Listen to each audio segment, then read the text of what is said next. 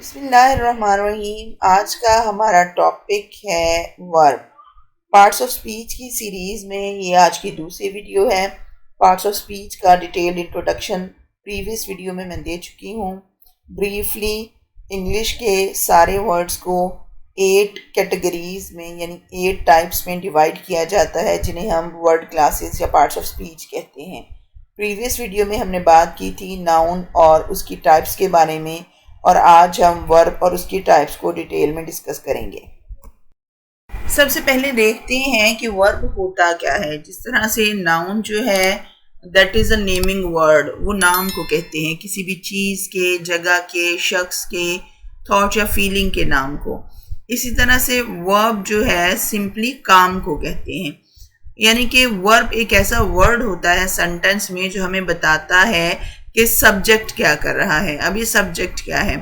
Sentence में जो major part होता है वो सब्जेक्ट है। जैसे कि अली इज़ प्लेइंग, अगर सेंटेंस है तो इसमें अली जो है वो हमारा सब्जेक्ट है, और वो क्या कर रहा है? ही इज़ प्लेइंग, वो खेल रहा है। तो जो प्लेइंग है ये हमारा वर्ब है। तो वर्ब जो है बेसिकली एक्शंस और एक्टिविटीज़ के बारे में बताते हैं। ये जो एक्शंस हैं यानी काम, ये फिज़िकल भी हो सकते हैं और मेंटल भी हो सकते हैं, यानी जिस्मानी और ज़हनी दोनों तरह के कामों को वर्ब कहेंगे। जैसे कि फ़िज़िकल एक्शन हो सकता है क्लीनिंग और प्लेइंग और राइटिंग, जबकि मेंटल एक्शन जो हो सकता है थिंकिंग, कंसिडरिंग। सो ये वर्ब जो है ये हमें फिजिकल और मेंटल एक्शंस के बारे में बताता है। नीचे कुछ एग्जांपल्स दी गई हैं। जेफरी बिल्ड्स अ हाउस, तो जेफरी हमारा सब्जेक्ट है, वो क्या कर रहा है? वो बिल्ड कर रहा है, बना रहा है, तो बिल्ड हमारा वर्ब हुआ।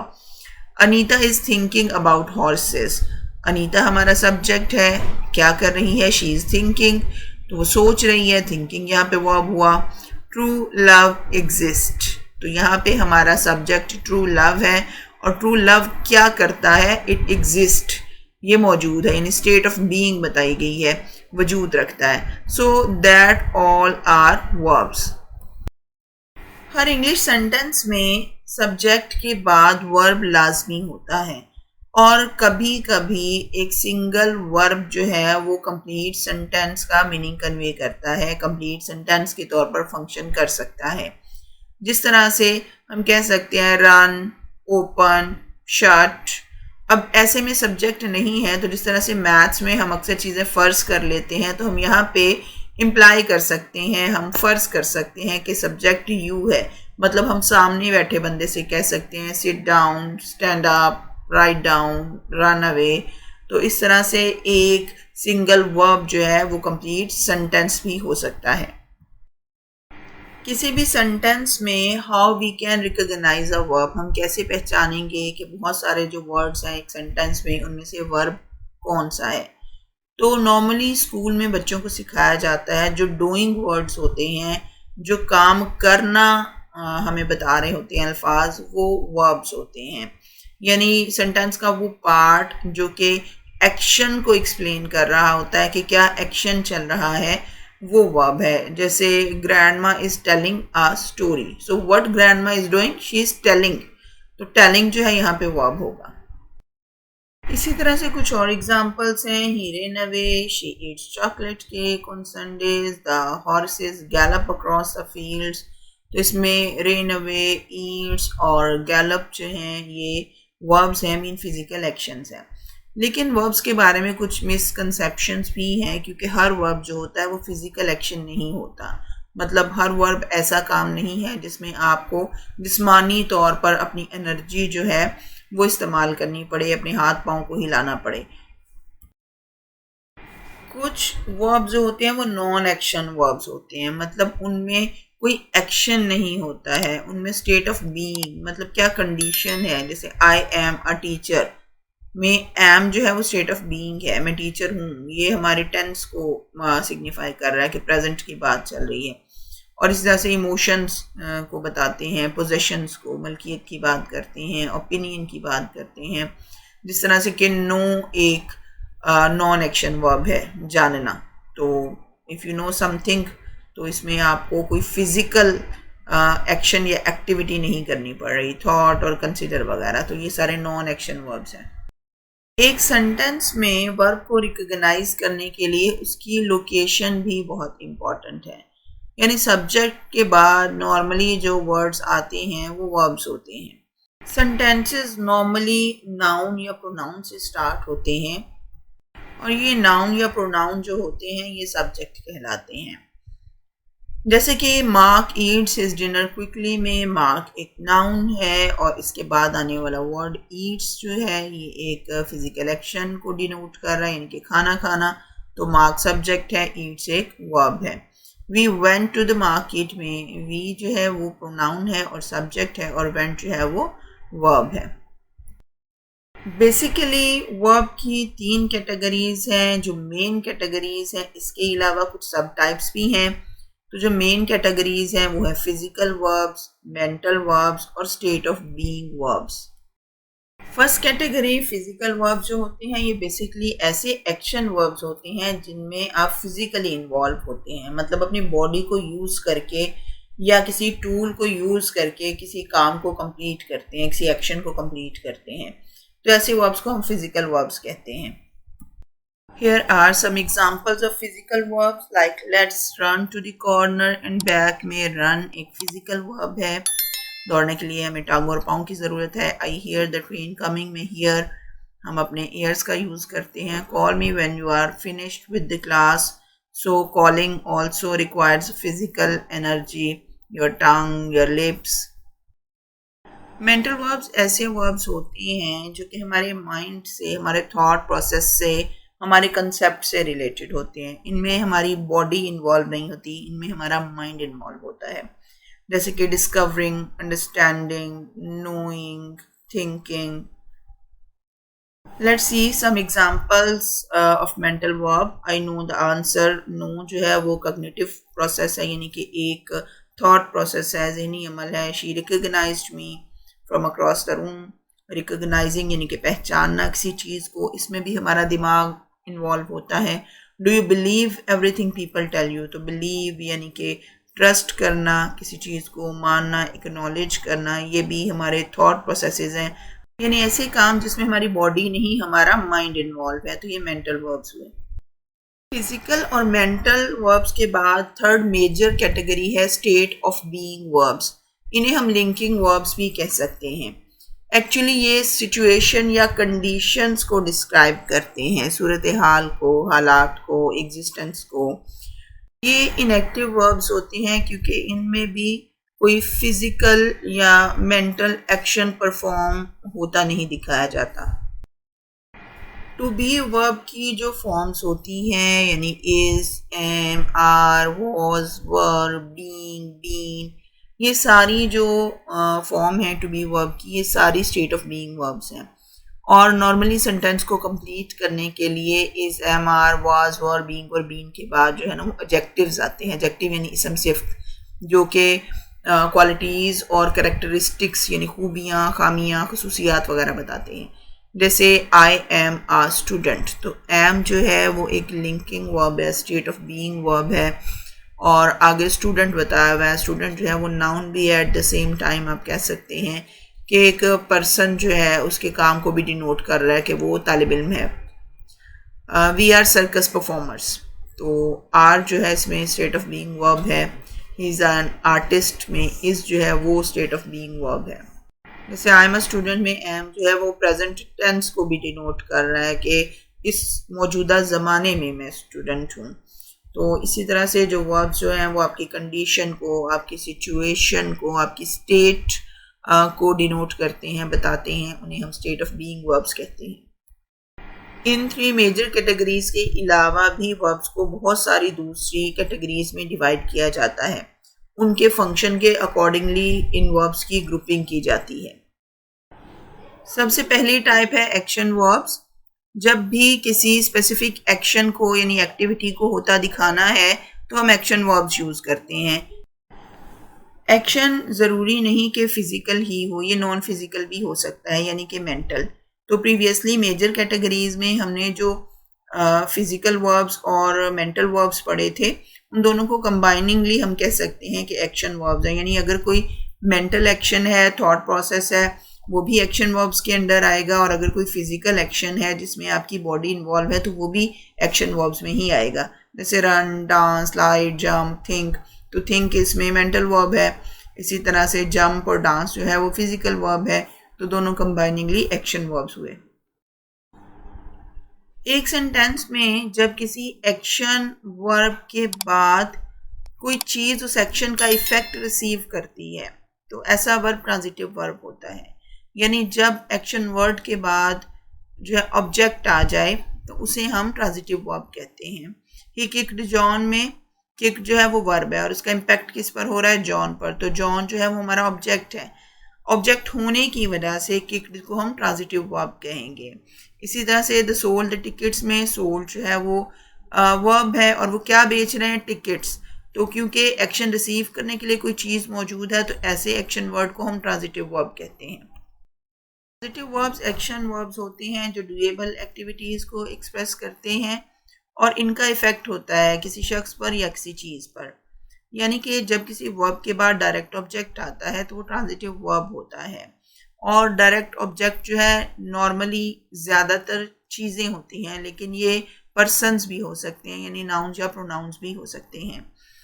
एक सेंटेंस में दो ऑब्जेक्ट भी हो सकते हैं, डायरेक्ट ऑब्जेक्ट और indirect object. So what is the difference between the two? तो सबसे पहले बात करते हैं डायरेक्ट ऑब्जेक्ट की। जब डायरेक्टली वर्ब का इम्पैक्ट किसी चीज़ या शख्स पर होता है तो उसको हम डायरेक्ट ऑब्जेक्ट कहते हैं। आई एट एप्पल, तो मैंने खाया, क्या खाया, एप्पल खाया। तो एट जो है इसमें वो वर्ब है और उसका इम्पैक्ट हुआ है एप्पल पर, तो एप्पल जो है वो डायरेक्ट ऑब्जेक्ट है। I broke a glass, broke तोड़ देना जो है वो वर्ब है, तो क्या तोड़ा है, ग्लास, यानी टूटने का इम्पैक्ट ग्लास पर हुआ है तो ग्लास जो है वो डायरेक्ट ऑब्जेक्ट है। दूसरी ऑब्जेक्ट की टाइप थी इनडायरेक्ट ऑब्जेक्ट।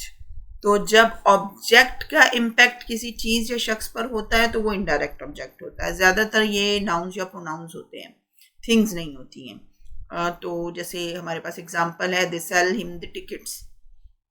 दे सब्जेक्ट है, डेफिनेटली द डूअर जो काम कर रहा है, सेल वर्ब है, काम है। तो बेच क्या रहा है, डायरेक्ट एक्शन उसका किस चीज़ पर इम्पैक्ट कर रहा है, टिकट्स बेच रहा है। तो टिकट्स जो है वो डायरेक्ट ऑब्जेक्ट है और किसे बेच रहा है, हिम, उसे बेच रहा है। सो हिम जो है वो इनडायरेक्ट ऑब्जेक्ट है। तो सिंपल सा एक हिंट है कि जो थिंग्स होती हैं नॉर्मली वो हमारा डायरेक्ट ऑब्जेक्ट होती हैं और जो नाउन और प्रोनाउंस आते हैं बाद में वो हमारा इनडायरेक्ट ऑब्जेक्ट होते हैं। फॉर एग्जाम्पल है, मैरी बेक्ड हर मदर अ पाई।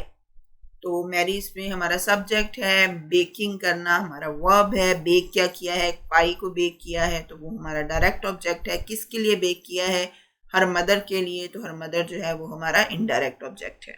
तो ट्रांजिटिव वर्ब्स ऐसे वर्ब्स होते हैं जिनके बाद डायरेक्ट ऑब्जेक्ट आता है, यानी जब कोई वर्ब का एक्शन रिसीव करता है। अब बात करते हैं इंट्रांजिटिव वर्ब्स की। ये भी एक्शन वर्ब्स होते हैं, ट्रांजिटिव वर्ब से अलग होते हैं। जिस तरह से ट्रांजिटिव वर्ब में वर्ब के बाद एक डायरेक्ट ऑब्जेक्ट आता है, इंट्रांजिटिव वर्ब के बाद ऑब्जेक्ट नहीं आता है। For example, walk, he walked, I laughed, he coughed, I played. तो बात कंप्लीट हो गई, बात समझ में आ गई। तो इसके बाद कोई भी डायरेक्ट ऑब्जेक्ट यूज़ नहीं होता और ऐसे वर्ब्स को हम इंट्रांजिटिव वर्ब बोलते हैं। ऑक्सिलरी वर्ब्स को हम हेल्पिंग वर्ब्स भी कहते हैं। ये मेन वर्ब एक्शन वर्ब के साथ यूज़ होते हैं, अकेले यूज़ नहीं होते। ये टेंस को शो करने के लिए यूज़ होते हैं कि काम जो है वो प्रेजेंट में हो रहा है, पास में हो रहा था या फ्यूचर में होगा। और इसके अलावा जब हमने एक सिंपल सेंटेंस को इंटरोगेटिव सेंटेंस में कन्वर्ट करना हो, यानी कि सवालिया जुमला बनाना हो, सवाल पूछना हो, तो हमें हेल्पिंग वर्ब की ज़रूरत पड़ती है। जैसे कि डिड यू हेल्प अली में डिड हमारा हेल्पिंग वर्ब है, ऑक्सिलरी वर्ब है जो कि पास्ट को शो कर रहा है। ही वॉज स्लीपिंग में वॉज हमारा हेल्पिंग वर्ब है और स्लीपिंग हमारा मेन वर्ब यानी कि एक्शन वर्ब है। एक असर्टिव सेंटेंस को इंटरोगेटिव सेंटेंस में कन्वर्ट करने के लिए हम उसके हेल्पिंग वर्ब को स्टार्ट में यूज़ करते हैं। स्टेटिव वर्ब जो होते हैं वो एक्शन की बजाय स्टेट को एक्सप्रेस करते हैं, थॉट्स और इमोशंस को, सेंसेस को, रिलेशनशिप्स को एक्सप्रेस करते हैं, और ये एक्शंस की बजाय जो है वो थिंग्स को डिस्क्राइब करते हैं। जैसे कि स्टेट ऑफ डाउटिंग है, शक करना, स्टेट ऑफ बिलीविंग है, स्टेट ऑफ वांटिंग है, स्टेट ऑफ डिजायरिंग है। और ये स्टेट ऑफ बीइंग जो होती हैं ये टेम्परेरी होती हैं, परमानेंट नहीं होती, आर्जी होती हैं, मुस्तकिल नहीं होती। Like John doubts the doctors opinions, doubt शक करना, तो ये एक स्टेट ऑफ बीइंग है, टेम्परेरी कंडीशन है, फीलिंग है कि जॉन जो है उसको डॉक्टर की ओपिनियन पर शक है। I believe the doctor is right, तो बिलीव जो है ये भी एक स्टेट है, एक टेम्परेरी स्टेट है। शी वांटेड अनदर ओपिनियन, तो वांटेड जो है ये भी एक स्टेट है। मॉडल वर्ब्स एक तरह के हेल्पिंग वर्ब्स यानी ऑक्सिलरी वर्ब्स ही होते हैं, लेकिन ये एबिलिटी यानी काबिलियत, पॉसिबिलिटी यानी इम्कान, परमिशन यानी इजाज़त, ऑब्लिगेशन यानी कि ड्यूटी, फ़र्ज को शो करते हैं। Can, must, may, should, would ये सारे मॉडल वर्ब्स हैं। अब डिफरेंट मॉडल वर्ब्स को डिस्कस करते हैं। मे भी जो है वो एबिलिटी को शो करता है, कैन भी एबिलिटी को शो करता है, परमिशन के लिए भी मे या कैन यूज़ होता है, और दोनों एक दूसरे के ऑल्टरनेट के तौर पर यूज़ हो सकते हैं, पॉसिबिलिटी को शो करने के लिए यूज़ हो सकते हैं, लेकिन मे जो है वो कैन से थोड़ा सा ज़्यादा फॉर्मल वर्ड है। शुड जो है वो रिस्पॉन्सिबिलिटीज़ के लिए, ड्यूटीज़ के लिए यूज़ किया जाता है। जब कोई चीज़ आपको बेस्ट लगे, बेस्ट ऑप्शन लगे, तो वहाँ भी हम शुड यूज़ करते हैं। यू शुड वर्क हार्ड, तो हार्ड वर्क जो है that is best in someone's interest, so that is why यहाँ पे शुड यूज़ हुआ है। You should offer your prayers, obligation भी है, रिस्पॉन्सिबिलिटी भी है। दूसरा वर्ड जो है वो इसके साथ वो मस्ट है। मस्ट जो है जो कंपल्सरी चीज़ होती है जिसको आप छोड़ नहीं सकते, उसके साथ हम मस्ट यूज़ करते हैं। ये भी ऑब्लिगेशंस और ड्यूटीज़ के लिए यूज़ किया जाता है। शुड जो है अगर कुछ ऑप्शनल है, थोड़ी सी गुंजाइश है कि जिसको आप छोड़ सकते हैं, लेकिन जहाँ पे मस्ट होता है it means you have to do it, you can't leave it, compulsion के लिए यूज़ होता है मस्ट। नेक्स्ट मॉडल वर्ब है वुड, जो कि विल की पास्ट फॉर्म है। अगर पास्ट में कोई एक्शन रिपीटेडली होता रहा है, कोई हैबिट्स वगैरह थी, तो उसके लिए हम वुड यूज़ करते हैं। लेकिन ऐसे एक्शन जो अब नहीं होते, पास्ट में होते थे, अब नहीं होते। Every Saturday I would go on a long bike ride, my dad would read me amazing stories every night at bedtime. तो ये पास्ट की हैबिट या रूटीन बता रहा है, और अब ये रूटीन नहीं है। वुड जो है वो पोलाइटली कुछ ऑफ़र करने के लिए भी यूज़ किया जाता है, इनवाइट करने के लिए यूज़ किया जाता है। जैसे एग्जांपल है, would you like to join us tonight for the party, और would you like to have some sweets. और इसी तरह से डिज़ायर्स और विशेस को शो करने के लिए भी हम वुड यूज़ करते हैं।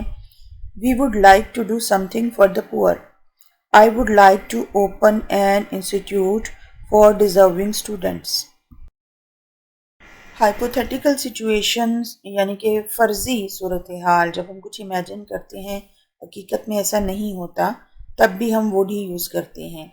I would always help someone if they really needed it, यानी अगर किसी को मदद की ज़रूरत होगी तो मैं हमेशा उनकी मदद करता।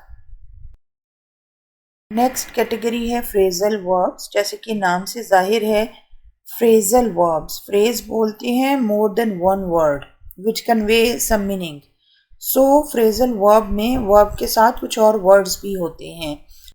phrasal verb जो होते हैं वो सिंगल वर्ड पर कंसिस्ट नहीं करते, और इसके अलावा ये अपने लिटरल मीनिंग के अलावा दूसरे मीनिंग में यूज़ होते हैं, यानी जो डिक्शनरी में मीनिंग होते हैं उनसे हट के इनका मीनिंग कुछ और बन जाता है जब आप एक्शन वर्ब के साथ कोई और वर्ड ऐड कर देते हैं। फ्रेजल वर्ब की कुछ एग्जाम्पल हैं जिनके कोलिक्वल मीनिंग्स होते हैं। कोलिक्वल का मतलब है मुहावरतन जो हम यूज़ करते हैं। जैसे कि रन एक वर्ब है जिसका मतलब है भागना, लेकिन जब रन आउट कहा जाए तो इसका मतलब है शॉर्टेज हो जाना, किसी चीज़ की कमी हो जाना। इसी तरह से ब्रिंग एक और एक्शन वर्ब है, यानी लाना, किसी चीज़ को उठा के लाना, साथ लाना। लेकिन जब ब्रिंग के साथ हम अप यूज़ करते हैं, ब्रिंग अप, तो इसका मतलब बनता है परवरिश करना। सो मेक बनाना और मेक अप डेफिशिएंसी, किसी चीज़ की कमी को पूरा करना। इसी तरह से पुट का मतलब होता है रखना, किसी जगह कोई चीज़ रखना। लेकिन जब पुट ऑन होता है तो इसका मतलब होता है कुछ पहनना। सो इस तरह से फ्रेजल वर्ब्स जो होते हैं वो लिटरल मीनिंग में नहीं बल्कि कुलिक्वल मीनिंग में यानी कि मुहावरतन इस्तेमाल किए जाते हैं। नेक्स्ट कैटेगरी जो है वो स्पेलिंग पैटर्न के हिसाब से बनाई गई है। रेगुलर वर्ब्स है ये नेक्स्ट कैटेगरी। तो रेगुलर वर्ब्स ऐसे वर्ब होते हैं जिनकी जो पास्ट टेंस की फॉर्म्स होती हैं वो जस्ट ईडी ऐड करके बनाई जाती है। यानी फर्स्ट फॉर्म है वॉक, इसके एंड पे आप ईडी लगाएंगे तो इसका पास्ट पार्टिसिपल बन जाएगा, यानी पास्ट फॉर्म बन जाएगी।